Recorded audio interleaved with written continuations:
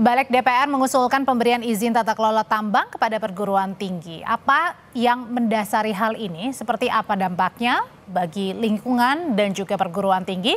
Kita akan bahas bersama Ketua Balik DPR, ada Bob Hasan, dan juga Direktur Eksekutif Walhi, ada Zensi Suhadi. Selamat malam, Pak Bob. Selamat malam, Mas Zensi. Selamat malam. Pak Bob, jadi saya mau tanya dulu, apa sih pertimbangannya dari DPR ini ada usulan bahwa perguruan tinggi ini bisa mengelola tambang? Untuk apa ini? Ya. Yang pertama kali harus saya sampaikan ada hasbabun nuzulnya terkait dengan kenapa perguruan tinggi akhirnya dapat menerima untuk pengelolaan sumber daya alam. Bahwa telah diamanatkan dalam Undang-Undang Dasar khususnya di pasal 33, kemakmuran rakyat menjadi tujuan utama bagi pengelolaan sumber daya alam yang dikuasai oleh negara, ini betul-betul dapat terrasionalisasi atau terjewantahkan. Yang kedua, bahwa alam kita yang begitu kaya dengan sumber daya mineral, logam dan batu bara, ini merupakan satu potensial.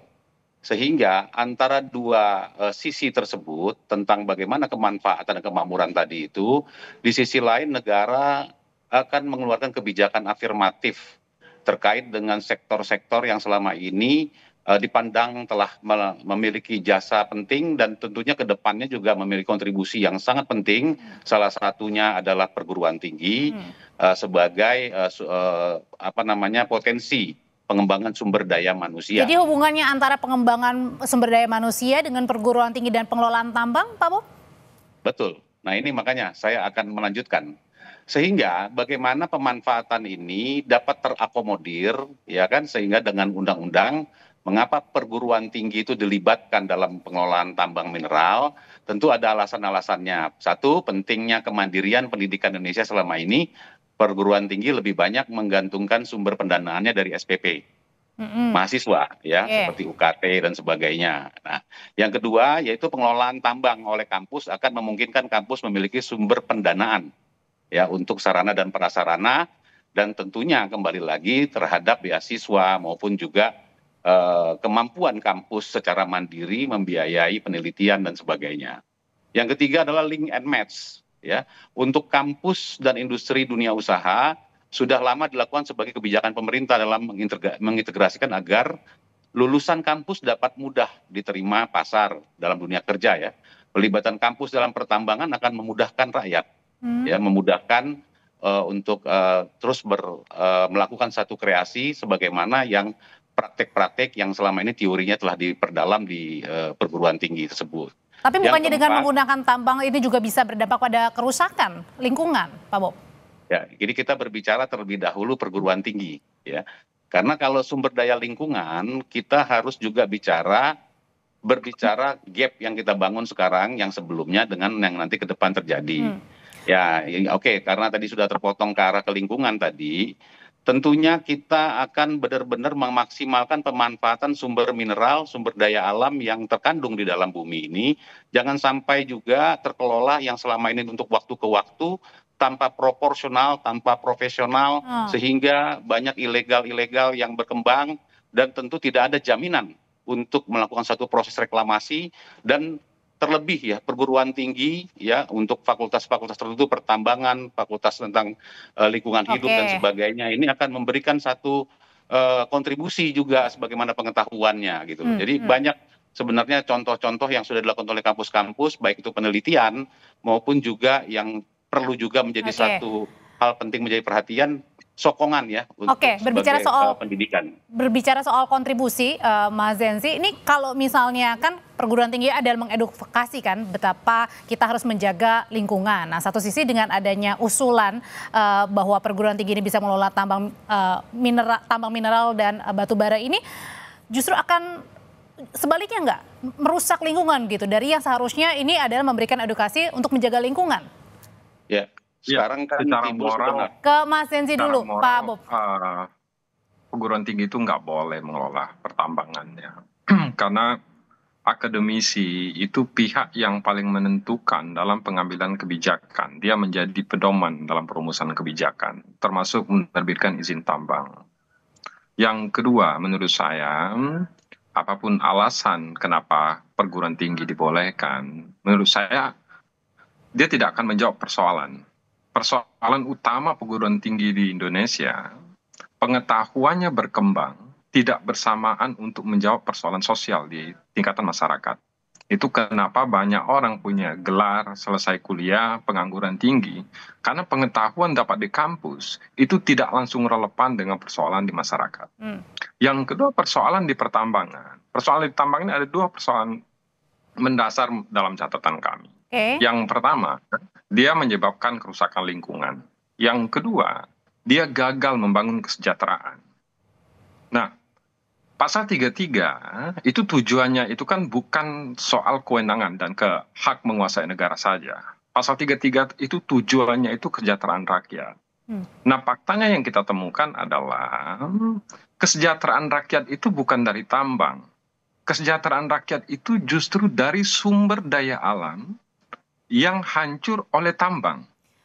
Tambang itu dia merusak karena sifatnya ekstraktif. Ada emas, dia ambil emas saja. Ada batu bara, dia ambil batu bara saja. Sedangkan sumber daya alam yang lain, itu dia menjadi limbah. Nah, yang menjadi limbah inilah sebelumnya sebenarnya sumber kesejahteraan rakyat. Nah, kalaupun nanti uang yang masuk ke perguruan tinggi ini untuk membiayai mahasiswa, saya rasa angkanya tidak akan sebesar kehilangan orang-orang tua mahasiswa yang kebun cengkeh, kebun kopi, kebun pala, kebun ladanya rusak oleh tambang. Oke, kita tanyakan hal itu ya dulu sebentar, Mas Zenzi. Gimana tuh Pak Bob tanggapannya? Lebih banyak kerusakan. Saya setuju dengan Pak Zenzi tadi. Mas Zenzi itu saya kira concern terhadap lingkungan hidup. Tentang undang-undang yang melibatkan perguruan tinggi di dalam pemberian pemanfaatan sumber daya alam ini tentunya dibatasi oleh apa? Oleh undang-undang kehutanan, undang-undang perkebunan, ya kan? Semuanya itu tetap keselarasan lingkungan hidup harus terjaga. Terlebih perguruan tinggi juga sebagai bagian terpenting dalam khususnya ya terkait dengan pilihan-pilihan tambang yang cukup bisa selaras dengan perkembangan lingkungan hidup sendiri dan juga tentang lingkungan dengan masyarakat sekitar. Ya, di sekitar pertambangan. Jadi pada intinya pemberian ini lebih kepada afirmatif action dari negara kepada sektor pendidikan khususnya di perguruan tinggi agar kemandirian di dalam hal pelaksanaan belajar mengajar atau pelaksanaan penelitian di kampus itu dapat lebih independen dan memiliki dana yang cukup dan mumpuni. Artinya diberikan keleluasaan untuk pengelolaan tambang ini agar perguruan tinggi ini bisa mencari sendiri dana untuk misalnya meningkatkan fasilitas dan lain sebagainya. Ya, seperti sektor-sektor pendidikan itu akan melebihi gitu, lebih mumpuni dibandingkan dengan penyelarasan APBN terhadap pendidikan dan artinya per kampus-kampus tersebut akan melakukan penelitian yang berskala internasional termasuk juga penelitian pengunggulan para mahasiswa ya. Nah, hal-hal yang seperti ini kan membutuhkan biaya, Mbak. Nah, ini yang pada intinya untuk meningkatkan kualitas ya sektor pendidikan khususnya pendidikan tinggi gitu. Nah, itu untuk meningkatkan bahwa nanti ujungnya adalah objeknya pengelolaan sumber daya alam, maka itu undang-undang yang menjadi revisi di Balik saat ini memang tidak hanya tentang fokus perguruan tinggi tetapi seluruh ya bisa dimanfaatkan dan dikelola yang selama ini dikelola secara ilegal. Kalau secara ilegal, Mbak, itu tidak ada jaminan reklamasi. Secara ilegal itu tidak ada pantauan terkait dengan lingkungan hidup. Ya, ini sambil dibantu begitu perguruan tingginya mantau. Sosial masyarakat. Ya, itu yang terpenting di situ. Oke. Tapi kalau tidak sesuai dengan undang-undang lingkungan hidup, tidak sesuai dengan keselarasan alam, sudah barang pasti izinnya tidak akan diterbitkan. Nah, ini kan cuman sebagai pelaksana pengelolaan saja yang ditambah sehingga selain daripada akhirnya memiliki satu kemanfaatan karena sektor-sektornya itu sudah mencoba dipenuhi dari sektor pendidikan, di sektor kemasyarakatan keagamaan yang notabene bahwa saya tanyain hal ini ya. Saya tanya dulu hal ini ke Mas Zenzi kalau gitu. Mas Zenzi itu tadi gunanya adalah itu kok untuk biar perguruan tinggi ini bisa menambah dana sendiri, mencari dana sendiri kalau misalnya mau memperbaiki fasilitas yang ada di dalamnya. Hak menguasai negara itu kan dia melekat 7 kewajiban. Di antaranya juga mengontrol dan mengendalikan. Nah, saya melihat selama ini hak menguasai negara itu berhenti di kewenangan menerbitkan perizinan. Tetapi mengontrol dan mengendalikan. Ayo kita bertaruh. Dari ribuan izin tambang di Indonesia, berapa persen yang membayar jaminan reklamasi? Nah, menurut saya yang harus dirumuskan oleh Balik adalah menguatkan ketentuan-ketentuan pidana dalam Undang-Undang Minerba dan menyusun regulasi agar ada gakum penegakan hukum di SDM.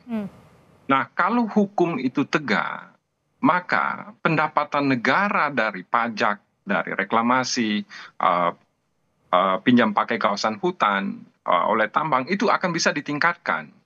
Nah, kalau peningkatan pendapatan negara dari tambang ini meningkat, pajak meningkat, maka negara dapat membiayai dan mengarahkan perkembangan pengetahuan dan riset itu ke arah mana. Tapi Mas Zenzi jadi menurut saya keliru kalau penegakan hukum, ketentuan-ketentuan hukum di dalam SDM tidak diperkuat, justru pihak yang melakukan pertambangan diperluas, itu akan semakin menyulitkan negara. Kenapa?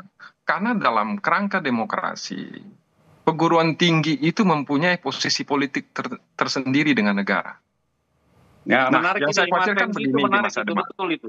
Betul. Ya, yang khawatirkan di masa depan begini, Bang. Ya, sekarang mahasiswa dari perguruan tinggi negeri itu tidak leluasa lagi untuk menyampaikan sikap. Karena rektor dan lain-lain sudah ada intervensi dari kementerian. Nah, ini dibuka juga ruang intervensi sebenarnya dari negara ke kampus-kampus swasta. Ini akan terjadi di masa depan kalau kita buka pintunya begini. Jadi artinya ini membungkam kritik ya? Demokrasi ini. Jangan sampai mahasiswa itu kehilangan daya kritisnya. Karena sivitas akademika mempunyai kepentingan dengan sumber daya. Silakan Pak Bob, singkat aja.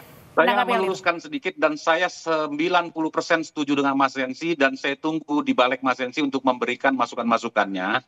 Yang kedua bahwa tentang hak menguasai negara itu sesungguhnya dalam pasal 33 itu bermakna negara mendapatkan kuasa dari rakyat karena tujuannya adalah kemakmuran rakyat. Hal itu yang perlu kita jaga, Mas Zenzi dan Mbak sekalian ya, dan kepada publik sekalian yang perlu diketahui bahwa revisi keempat ya, perubahan keempat Undang-Undang Nomor 4 Tahun 2009 ini bertujuan ya, saya melihat di sini ada intinya adalah hilirisasi. Hilirisasi di sini untuk bagaimana kita menjadi negara yang berbudidaya sendiri, yang kemudian juga dapat di atas kaki sendiri dan tentunya swasembada energi.